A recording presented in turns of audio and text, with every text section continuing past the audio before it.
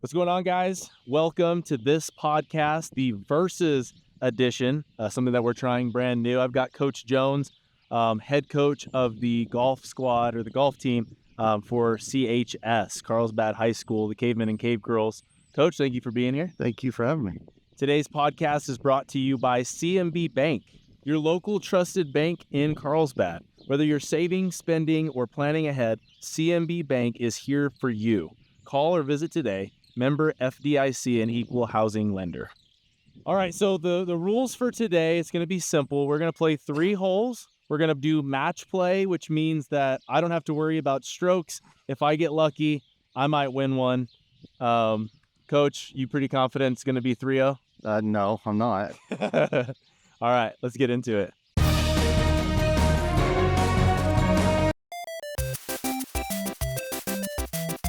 All right, Coach, first question before the first hole. Is the first tee the biggest challenge for high school athletes or high school golfers?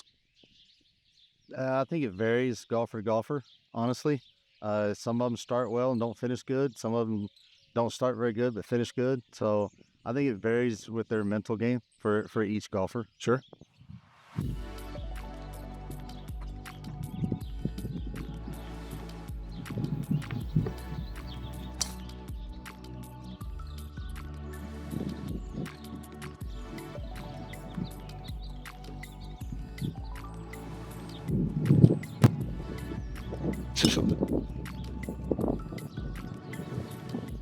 The TaylorMade TP5Xs, we get them from here, from Neil at the pro shop, and they come with the Carlsbad seat on them. Oh, that's sweet. So they're easily identifiable. Sure. Okay, cool. Yeah. All right, so what are we looking at here? That pole's 150, 165, like that.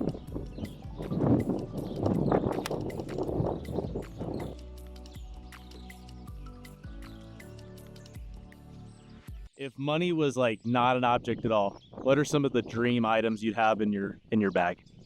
The driver would probably be a QI 35. I have the 10, but those are nice. They're expensive, but they're nice. Irons, I don't know, maybe PXG. Those are really nice.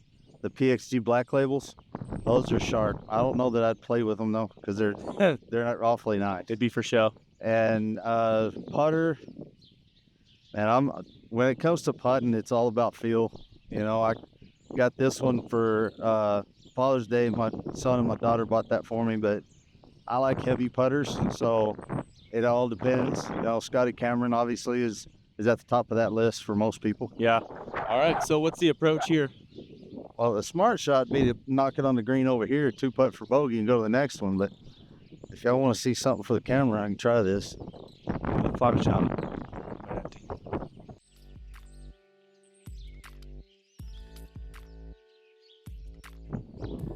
That was beautiful.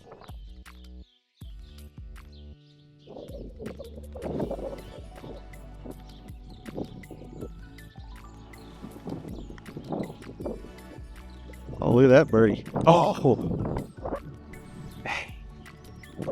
How do you mark it? Because I just put it right there, like right under it, or like right in front of it. The rules have changed. About 6 years ago, they went and revamped a lot of the rules. And the rule now is you can mark it on any side of the ball. Okay. As long as you put it back in that exact same spot. Okay. So it's kind of like Scout's honor. Well, and that's why I like doing it the old school way, right behind it, because I know. Plus, I've been doing this a long time. This is 42 years I've been playing golf. Yep. Dang.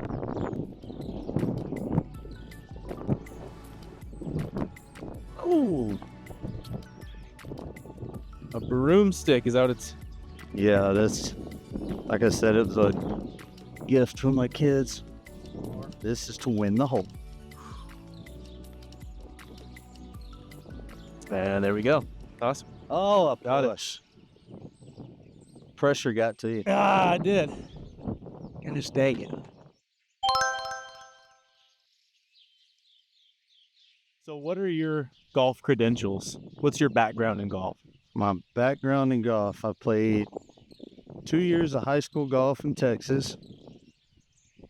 when I moved back to New Mexico, the school I went to in Eunice didn't have golf, so I played baseball. Went to college, tried to play football, flunked physical. Luckily, I was on the range one day with the college coach from Eastern. He said, "You got a good swing, you need to play golf." So I tried out for the team, made the team, got to play there for 2 years.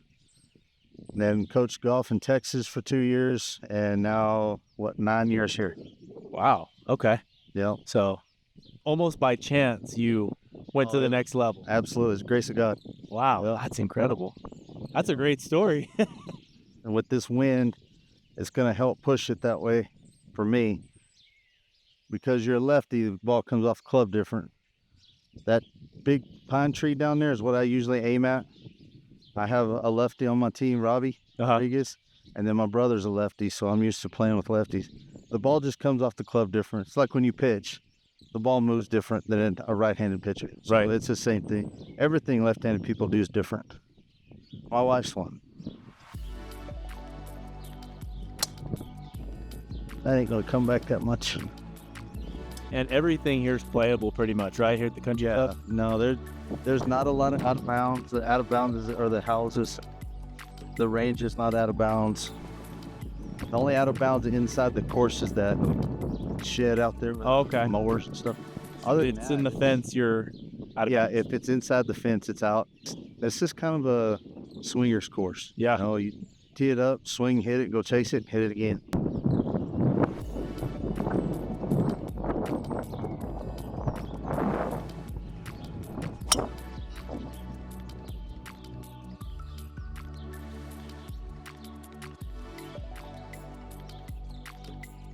Tell me a little bit about the seniors this year on the golf team.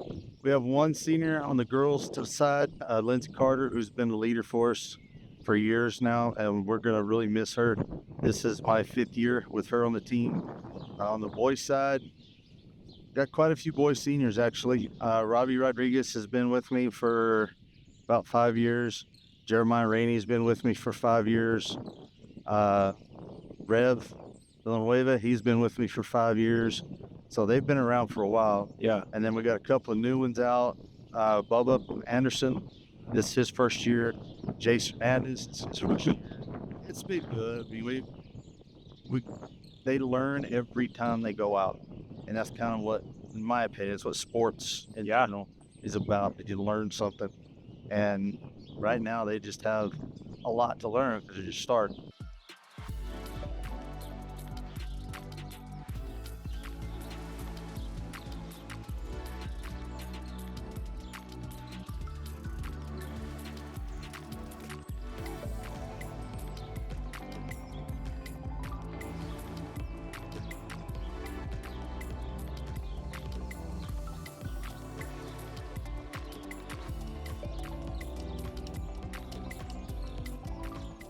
One piece of advice, like without even seeing their swing, you're just going to give them one tip. What would you give them? To be relaxed. This is a very difficult game. Don't get frustrated because this game will frustrate the what out of you. Really just stay the course. Don't get to the point where you what they do on TV because it takes hours upon hours upon hours upon hours of practice to get it like that. Yeah. I think some younger golfers he does it on TV. Well, he hits that shot 600 times a week. Yeah. I know when I played in college, we were required to hit 1,000 range balls a week on top of our tournament schedule. So you just get that swing ingrained. New golfers, sometimes they tend to go get the most expensive equipment, thinking that that's what's going to solve their issue, but it's all your swing. Oh, tugged it.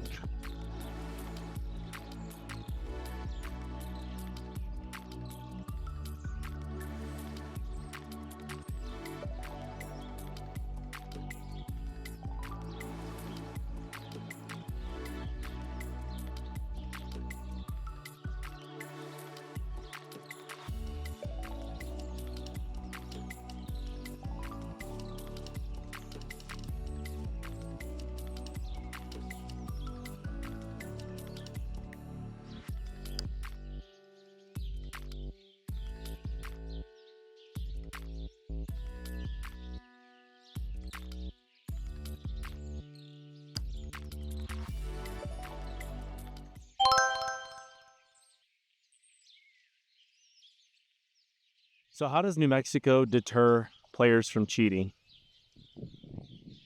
Well, one of the main reason we do it, or main way we do it, is we have what's called I Want to Make an app, Okay. and it's on the phone. They keep score on the phone, and like after that, finish that hole, you come to the tee box, and what'd you get? I got a 5. What'd you get? I got a 4. And as a golfer, as a competitor, you should be able to keep track of everybody's score. Yeah. And when you do it more, it's easier, right? So then if you come up and say, yeah, I got a 4. So now you were there 1, there 2, there 3, there 4, and 1 putt for a 5. So Do you put the score in? If I tell you, you put my score. I want to make our app sets who keeps whose score. Okay. But Carlsbad student will never keep a Carlsbad student score. We have found though, especially down in here in this part of the state, cousins are playing with each other and all of a sudden shooting career rounds. So Sure. unfortunately it happens. For the most part, golf is a gentleman's sport, which is you're supposed to be on the up and up. If you got an 8, you got an 8. That hole I got a 6. Part of the game. If I don't want a 6, play better. So that's probably the one thing that we do is we announce on the tee box with everybody listening.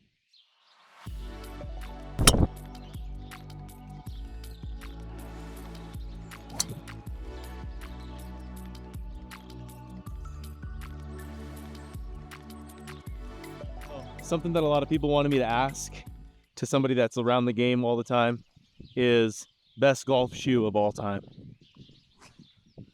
Whatever's comfortable to walk in. As a high school golfer, you walk anywhere from 3.5 to 5 miles during a golf tournament. So it's whatever feels good on the foot. We have one golfer that wears a golf shoe that is a Hey Dude. Really? That I'm not real fond of, but it is what it is. But yeah. It really boils down to feel. Yeah. We got quite a few that have the Nikes. They look like basketball shoes, but then when they lift up, it's actually a golf shoe. Oh, okay. But they're more made for walking. Got quite a few that wear Hokas because they're comfortable to walk. Yeah. So. And they make a golf shoe for that, or they just add the attachment? No, there's no attachment or anything. It's just regular. Like these are just regular high top. LeBron's. But it helps my foot, especially the high top part. Yeah. With my crappy ankles, but it really just depends on your foot. Yeah. You know? Okay. Sure. On the beach, huh? Yeah.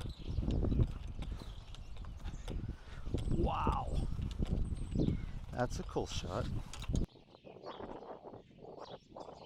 Oh, 3 over after 2 holes. What's it gonna hurt, right?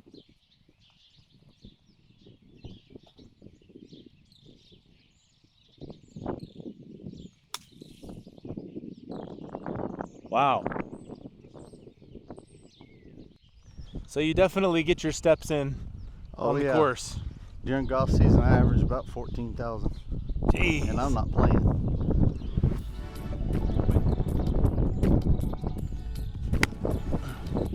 Oh, that was not it. All right, so coach right there, definitely still in danger, but we're gonna try to make this work.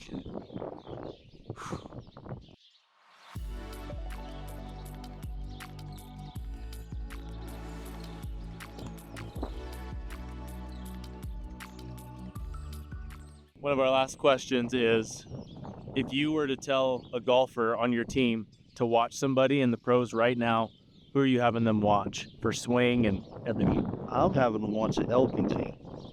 The LPGA swings are attainable. We can do those swings. Okay. We can't swing like that. Roy McIlroy, for example. Yeah. It would be in traction. I mean, he is conditioned. He's a well-conditioned athlete to be able to swing that hard that many times. The best golfers to watch, in my opinion, are the women. I got to go to an LPGA event over spring break in Arizona. They have such smooth, long flowing swings that we can do that. Those are the ones that I would suggest to watch, is the women on the LPGA tour, and those older like couples or EOs got those nice smooth swings.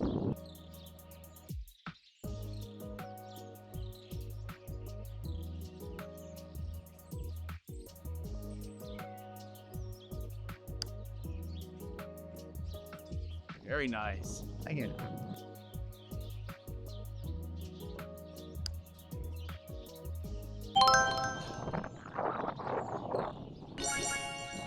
All right, Coach. Well, thank you very much. Appreciate it. I feel like I learned a lot, and I'm excited to see what you guys are doing coming forward.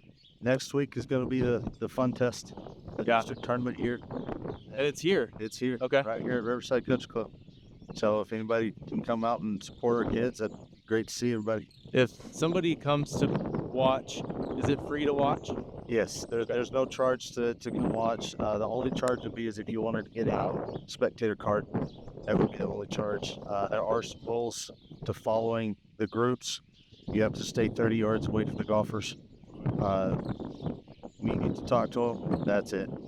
You know, it used to be after 9 holes you could go talk to mom and dad, but now they did away with that. Once you hit your first tee shot, you can't talk to them until the round's over. And what does that penalty look like? First one's a 1-stroke penalty to the golfer and a warning to the parent. The second time the parent is asked to leave and the golfer. Really? Wow. So basically, they're both asked to leave almost. Pretty much. Hey, okay. Awesome. Well, guys, you heard it here. Go and check out the district tournament right here in Carlsbad at Riverside Country Club. I'm Trey Gonzalez. This is Coach Jones. This podcast was sponsored by CNB Bank. Thank you guys for watching, and catch you next time. All right, so we are here on the back patio of the Riverside Country Club here in Carlsbad, New Mexico, for a couple of bonus questions because I didn't get a chance to ask them, and trying to stay focused out there, not easy. It's not. Okay, so one of the questions that I have that I love to ask everybody that plays golf, best few courses that you've played, and maybe the number one that you've experienced. Probably number one would be Kiowa Island in South Carolina. Okay. My wife and I went there for a 10-year anniversary, and we got to play. Kiowa Island is a golf resort. There's 5 courses, and we got to play 3 of them, and just absolutely beautiful. TPC at Sutherland, which is in Vegas, and they have the Vegas Open there, the PGA event there. Played that.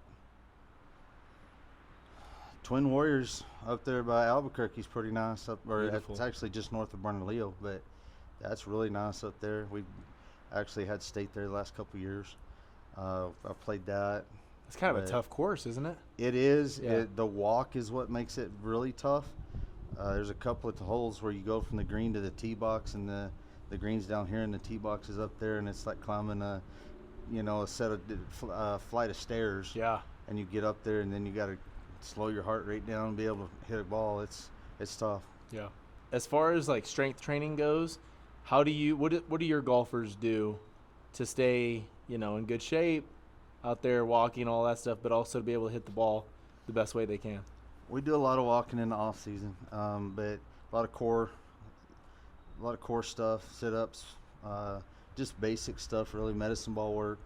But the big thing for high school golfers especially is the core and the walking.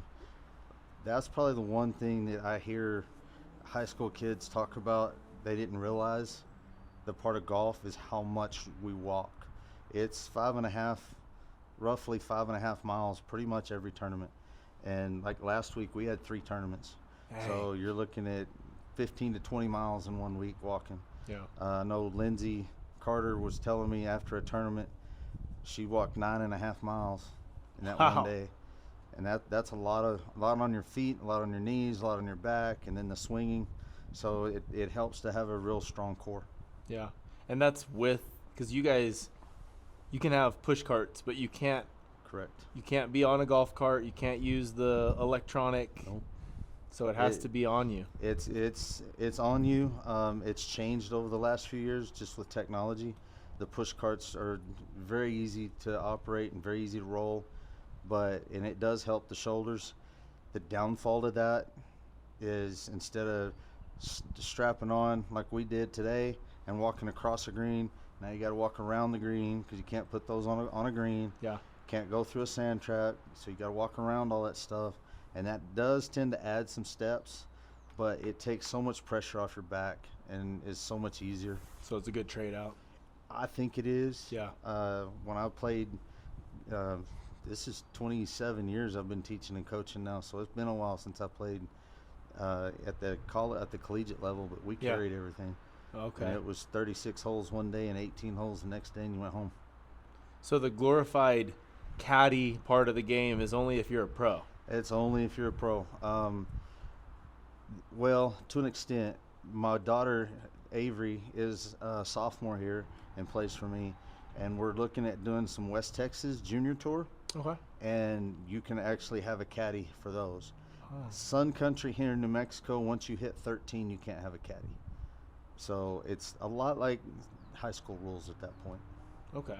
Very cool. Oh yeah. What about the technology? Like what you guys are using to track stuff? Do you guys put anything on? Well, the NMAA limits some of that stuff. We can have the rangefinders. Can't use the slope. I don't know how they monitor that, to be quite honest with you. But as far as putting trackers on, we don't. I know footballs, we're going to do that. Coach Sanders is talking about getting some of that stuff for football, but golf, we really don't do a whole lot of that extra on top of their smartwatches. Okay. Sometimes we talk about how many miles did you put in today, and it's a pretty good indication, though. The more miles you put in, the worse round you had. The less miles you Right. put in, the better round you had. That makes sense. So More direct to the from Right. tee to hole. Gotcha. So yeah, these kids put in a lot of time. Most of the time when we go to a tournament, we leave 6 a.m. and don't get back till 4:30, 5 o'clock, and then they go home and do homework. So but that's the life of a student athlete, Yeah. right? So you have to be able to balance both of those, and my guys, boys, girls, both do a pretty good job of that. Sure. Awesome. Well, again, thanks, Coach. Appreciate you for Thanks for being having me. here.